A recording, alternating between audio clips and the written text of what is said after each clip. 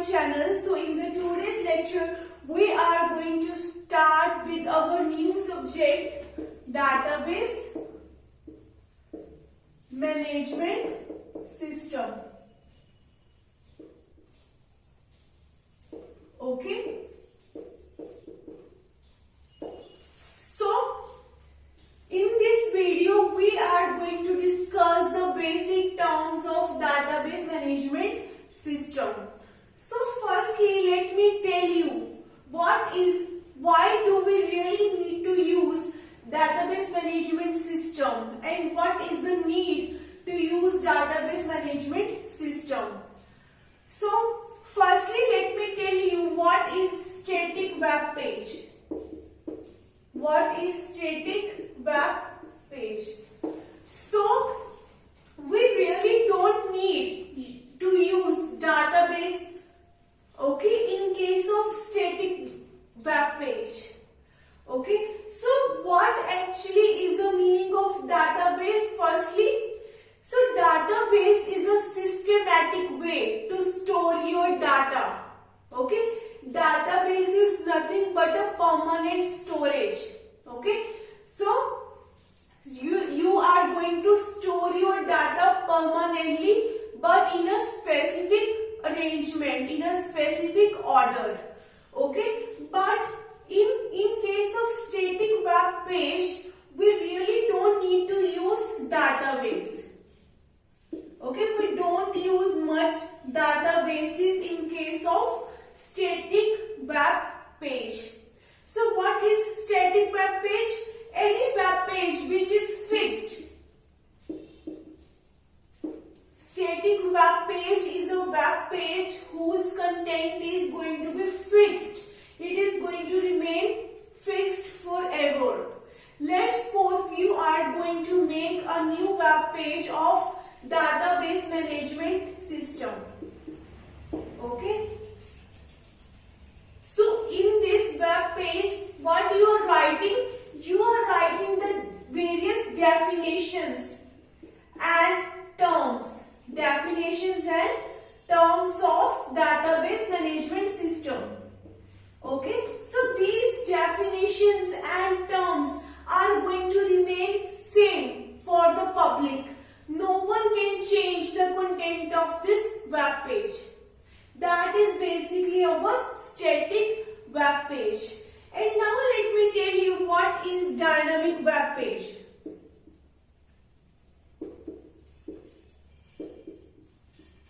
We really use database and database management system in case of dynamic web pages. So what is the purpose of dynamic web page?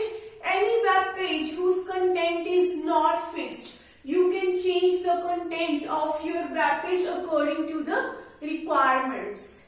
Okay. So let's suppose you are going to make a database.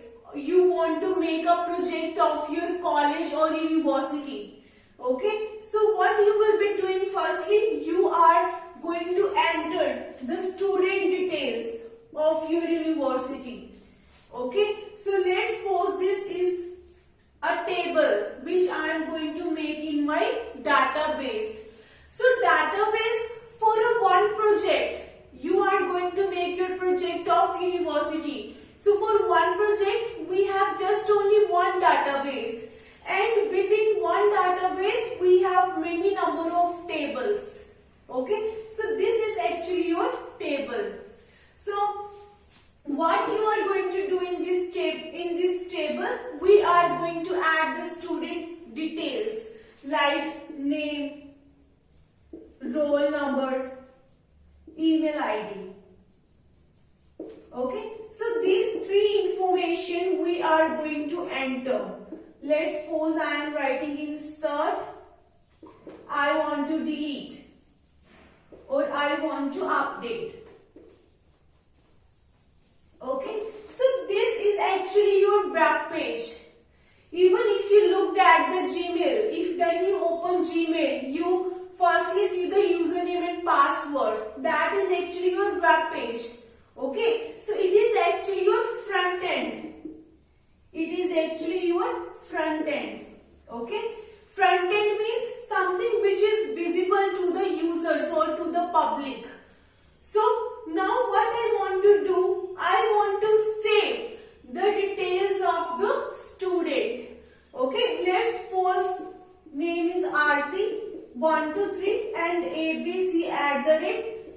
gmail.com. I want to enter the detail of student Aarti. Okay, and what I will be doing, I will be saving all these details permanently in the backend, in the database. You can call database as the backend. Okay, so whatever information you are entering here, this is actually a temporary. You are entering the detail of one student, and next time when you entering this detail of, let's suppose, Neha. So all the details of Aarti are going to be deleted. So what we have to do, we have to store the details permanently.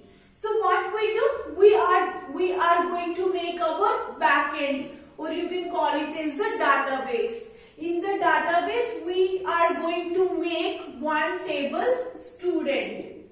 Okay, student table we are going to make.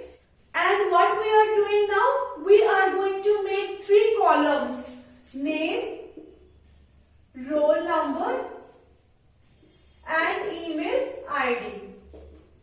Okay, so these 3 columns we are going to make in the back end. Okay, so what happens when you will be inserting your information? This information is going to be stored permanently in your database. Okay, what you will be doing, this information is actually going to be saved like this. Okay, so this information is actually going to be saved in your database for permanent, and this database entry is going to remain permanent. Okay, so this way you can insert all the details. Okay, you can keep record of all of the students you are entering. Okay, so what we are doing, we are making interaction between the front end and the back end. Why we are using front end? Because it is user friendly. User can interact with front end very easily. Okay, and back end we are using for the permanent storage of our data. So we can change this information. We can access the information of database randomly. We can update any information in the database. We can delete any row from the database. Okay, and also we can display the database entry into the front end. So we really use database and database management system in dynamic web pages. So database is nothing but a systematic way of storing your data. And what is database management system? Database management system is nothing but a software. Okay, like MySQL. It is nothing but a software which is really going to access data from the database. Any kind of operations which you will be performing on your database, either insert or delete, any kind of manipulations that you want to perform on your database would be done by the database management system. So what is the difference between database and database management system? Database is nothing but just a storage. Okay, and database management system is nothing but all kind of operations that you will be performing on your database. Okay, so you will be getting access to your database. All kind of operations that you will be performing on your database would be done by database management system. Now let me tell you some few more terms. So all these 3 columns, name, roll number and email ID, these 3 columns are basically called attributes.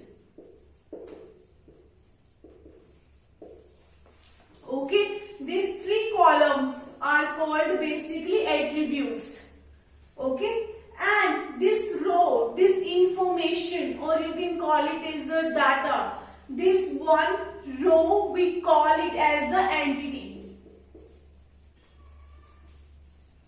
Okay, it may be a detail of any person or anything. Okay, so one row is called one entity. We are going to have many number of rows like Aarti, Neha, 156, let's suppose BCD @gmail.com. Okay, so this is some another entity. This is one entity and this is one entity. And your table student is basically called entity set. Okay, your table student is called entity set. It is a collection of many number of entities. Okay, it is basically called entity set. Okay, now let me tell you some few more terms.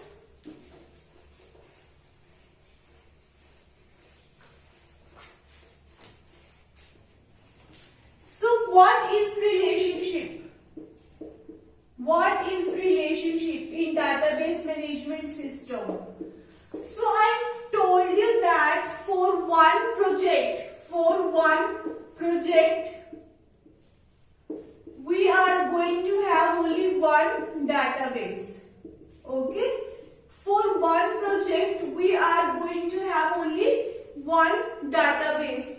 And within one database, we are going to have many tables. Like table 1, 2, 3 and 4. Okay, so we are going to have many number of tables present in one database. So all of these tables, if you look at, it is not that all these tables are going to be independent. Okay, so definitely there is going to be dependency between the tables. Okay, there is definitely going to be a relationship between the tables. Okay, so let's suppose you are going to make a database of your university.